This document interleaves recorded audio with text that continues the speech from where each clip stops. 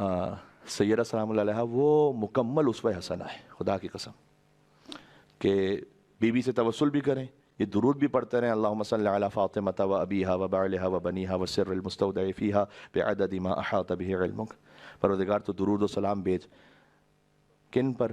Be be Fatima پر، ان کے بابا پر، ان کے شوہر پر، ان کے بچوں پر، اور اس خاص راز پر جو تو نے فاطمہ میں رکھا ہے، یعنی امام زمان علیہ السلام پر، بعدد ما احاط بہ علمک۔ اتنا درود و سلام بھیج کر جس کا احاطہ تیری ذات کے علاوہ کوئی نہیں کر سکتا۔ یہ خاص نسخہ ہے، آپ تک پہلے بھی پہنچا ہوا ہوگا۔ 530 ٹائمز اس کو پڑھیں اگر آپ کسی شدید مشکل میں، 530 ٹائمز اس کو پڑھیں، اور اگر کسی ایسی مشکل میں ہے کہ جو ڈیلی روٹین کی کوئی مشکل ہے تو 100 ٹائمز پڑھیں، اور اس کا اثر دیکھیں۔ پھر آپ کسی بھی وقت پڑھ سکتے ہیں، لیکن فجر کی نماز پڑھیں تو کے بعد پڑھیں تو اور زیادہ بہتر ہے۔ اے پروردگار تو درود و سلام، آپ مرکز کائنات پر درود و سلام بھیج رہے ہیں، ہاں، جہاں کائنات کا طواف ہے جہاں پر، تو جب آپ ان پر درود سلام بھیجیں گے تو کیوں اللہ سبحانہ و تعالیٰ نہیں سنے گا؟